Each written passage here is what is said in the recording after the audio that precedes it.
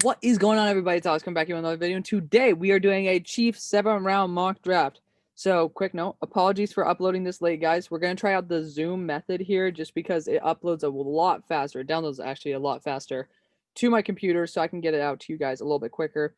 If you guys like this, it'll be a little bit better as well for you guys being able to watch in full screen. Just a little bit of an added bonus there. But we'll have some fun here. Again, I wanted to produce this one because I haven't done an updated Chiefs one yet. So we have a general idea of what the contracts are like, especially the guys who are not going to be able to come back this year. So, well, let's kick off into this. Let's have some fun. Let's start the draft. So, obviously, this is really weird for me. I'm not used to having to use like Zoom technology here.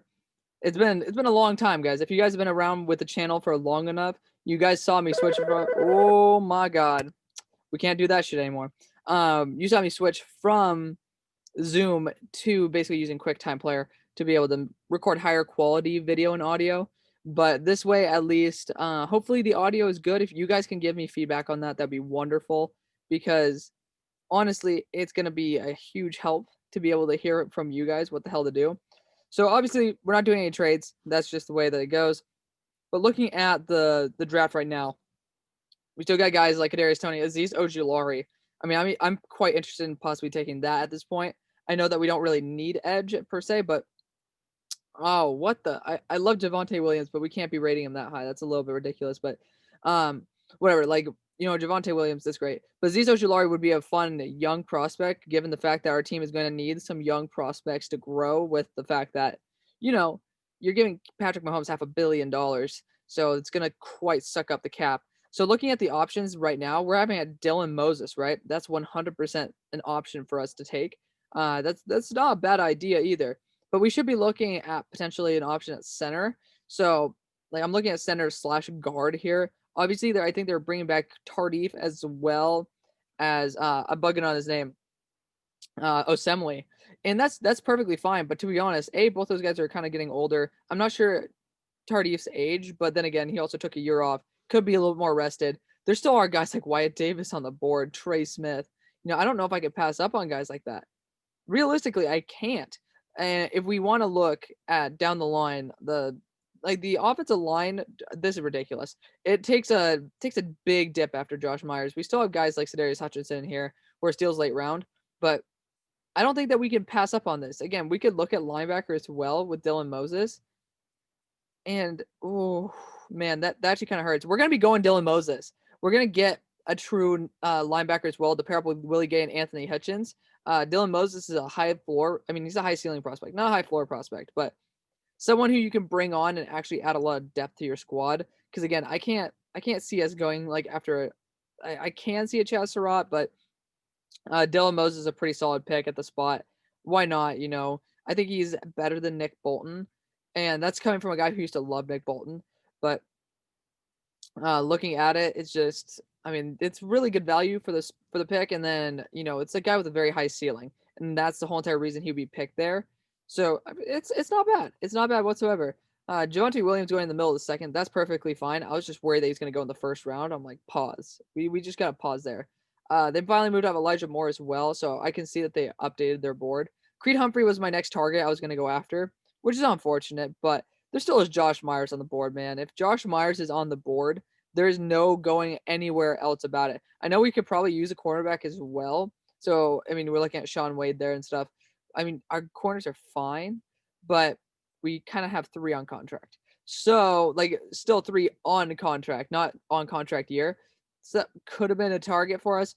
But Josh Myers, I mean, if the draft falls this way, you're getting a very high-end linebacker and a very, like, probably arguably the number 1 center in the draft. You know, it's up there. But, I mean, if you're able to do that in the first 2 rounds as a Super Bowl champion team, which, I mean, as much as I love y'all Chiefs fans, I'm more personally on the side of what the fuck. Sorry, that just came out of nowhere. Dwayne Eskridge. I've never seen him in my entire life. I'm gonna be honest. That really took me by storm. But I think the Bills should be winning this week. I probably will look like a clown for that, but I got some pride in the Bills. But look at the guys who are available. Damn, why could we not use a safety? That's something that's going through my mind. Like, we have a shit ton of safeties on the board, and that's wonderful, but we don't need them. Don't need him at all. We could be looking at some extra interior defensive help for helping out with the run game and stuff. Jalen Tweeman's here, another super high floor, high ceiling prospect. But then again, we could be looking at the wide receivers right now to replace Sammy Watkins. Looking at him, Tylen Wallace is up there. You could go for another gadget weapon in Anthony Schwartz, but realistically, I think he's more of the lighter skinned McCole Hardman, and we want to go that way. I mean, I don't know if you guys want to pull that card, but like he just looks like a different skin tone version of McCole Hardman. That's perfectly fine. Honestly, I don't really go against it. If they really want to go gadget weapon, I'd be totally down for it. But we could be going Brady Christensen here as well. I don't know why he's so underrated in this. It's up to you guys, but I'm targeting more of a guy like Josh Ball down the line because I think he's a really talented tackle. I think we got to go with Tylen Wallace here. He's going to be able to be more that Darius Slayton role, similar to what Sammy Watkins should be playing right now. Tylen Wallace he's a super talented player. If we're able to get him at this spot, that is just a blessing in disguise. So looking at the guys, Sam Ellinger going at the end of round 3. What is going on with the quarterback situation? Sam Ellinger is not going to be going at the end of round 3. I'm going to be honest. If Mason Rudolph fell in the draft process to round 3, I'm pretty sure that Sam Ellinger isn't going to rise to round 3. Could happen, but I don't think so. I think that's a little bit ridiculous. Kenny Yeboah going to the Washington football team. I love Kenny Yeboah. That's like one of my favorite things ever. He's one of my favorite prospects ever, I mean. And Steelers getting Chuba Hubbard, wouldn't shy away from doing that at all. If you guys don't know, Steelers are my team. But looking at the guys on the board, I'm not 100% sure if I saw Brady Christensen go. He did. That's unfortunate. Who took him? Which bastard took him? The Cowboys. Of course the Cowboys took him. Cowboys, you guys love to steal people from me. But looking at the guys who are, the picks that we have available, we will have a pick at 175. So I think that we could probably target Josh Ball at that pick and be perfectly fine. So maybe going a different route would be better at the spot. This is where I could see a guy like Shaka Toney going, man. If we want to get some extra safety depth, we could do that, but I don't think that's a really big need. There's definitely like not really a need too much at edge, but when there's a guy like Shaka Toney on the board, can you pass that up? That's something that you guys gotta tell me down in the comments section. We're looking at guys. I'm maybe looking for interior defensive lineman as well, but LeBrian Ray is not going to be the guy who I'm going to be going after. Shaka Toney is. You can never go wrong with extra edge depth in the first place. If you end up getting to a contract situation with one dude and Shaka Toney is 90% of them, keep that money, be able to use it elsewhere. That's going to be great. Can't really say much more than that. Miller Forrestall going to the Eagles, I'm not 100% of a fan of that.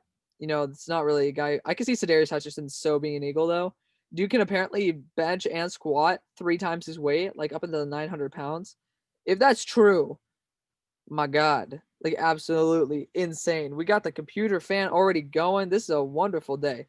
But we will be able to probably get one of our tackles that we were looking for. Even Cole Van Landen's on this list. I thought he'd return to school. I'm going to be honest. I thought he'd return to school. I think I'd rather get Josh Ball than Cole Van Landen. I want to see where on earth is okay. I was looking for the kid from Memphis, but I don't see him on here. But we're going to be going Josh Ball here. Drew Hamilman, isn't he not like, yeah. So this is the ancient dude right here. He's going to be 25. No need to get him. Josh Ball is going to be able to be a nice backup in order to just relax a little bit with Mitchell Schwartz being on contract as of next year, if you want to count this year over. In about like 380 days, that's when you'll have to deal with that contract. But Josh Ball can at least sit, be able to learn, and then hey, in case an injury goes down, Josh Ball is able to elevate Marshall's offensive line to number 6 in the country. If it was number 2, he'd be a lot higher than this. Ooh, oh my God. If you guys know anything about me, I love me some Chris Tonga. This dude can eat up blocks like nobody's business. Like, it's unbelievable. I'm going to be honest. It is unbelievable. If I'm not mistaken, they're offering more picks just for them to move back. That, I don't know. Just kind of stupid trade idea right there. But looking at the corners who are still available, I'm so pleased. Thank you. I know that there was a Josh Jobe on the board, and like he obviously returned to school as he should, but he's either he already went in this draft or else he's not here because that's just too much of a steal.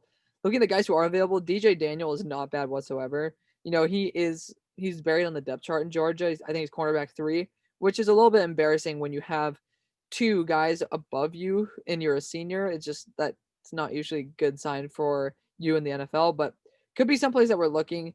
Angeline's not bad. I'm gonna be honest. Angeline's not bad. Sean Byer's not bad either. You can even look at Matt Bushman, so pretty solid. Tony Poljan as well, really talented. Luke Farrell, he just declared for the draft. I don't know why, but he just declared. He's the guy that we're going to be going with. I mean, it may seem like a little bit of a reach. Let's check out the guys who are still available. You got Kylan. Ooh, you have Tutu Atwell here, though. I mean, you could have a really solid 4th wide receiver right there. That's something that I was about to pull the trigger on a reach tight end, but I'm telling you right now, let's have some fun. Tutu Atwell out of Louisville. This is a guy who's going to be a boom or bust in the NFL. And is there going to be a team better than the Chiefs to maximize his potential? I don't think so. He can learn from Mecole Hardman, the cheetah, and he's going to be able to just light it up. But obviously, we need to make sure that that our $500 million man is protected. So that's why we had to focus 3 of our first 2 picks, if I'm not mistaken, or 2 of our first 3 picks on getting a guy to be able to protect Patrick Mahomes. It might have been 2 of our first 4. Don't judge me. Okay. But now this is the time where we can be like, all right, now Luke Farrell can go. He declared for the draft. No idea why. However, that's going to be a really solid pick for Luke Farrell. He's super talented. I think that he's very underrated. But again, I just think that he's not going to be taken for a very long time. It's like similar to what's happening right now. And guys, honestly, if Dax Milne is still there in the 7th, we're going to be taking it. Oh, yeah, he just got taken. Dude, Dax Milne, I believe he's like, what? Is he 6'4"? Oh, he's 6'3". I mean, dude, that dude's kind of old. But, I mean, I'm telling you right now, he is pretty damn talented. Pretty damn talented. He's a good jump wide receiver. I mean, hell, if Tamorrion Terry falls, we're going to take another wide receiver as well. I mean, I love me some Tamorrion Terry. Obviously, the Steelers get him, which I like the Steelers need another damn wide receiver. But they probably need a wide receiver who can catch. That's the one thing. I don't know if we have our 7th round pick, and if we don't, that's okay. But I mean, we don't have it, do we? That's unfortunate. We don't have anything more. But looking at the user picks, we filled in that linebacker role. Now we're able to be a little bit more aggressive on defense. Looking at the defense, we got our star linebacker here to grow with Willie Gay as well. 2 really high project type of dudes with really good ceilings. And then you got Chris Tonga here to just beef up that defense. And Shaka Toney to add some extra edge depth, be able to keep guys like Frank Clark healthy and be able to have him rested so he can play as max potential on his snaps. Then on the offense, we got Tutu Atwell, we got Tylan Wallace, to beef up that wide receiver core, which is starting to lose a little bit of its spark when losing Sammy Watkins. But then looking at it as well, we got that offensive line helping out too. We got Luke Farrell backing up Travis Kelce. It's some good stuff. So let me know what you guys think. I thank you guys so much for watching. I hope you guys enjoy this. I'll see you on the far side. Peace.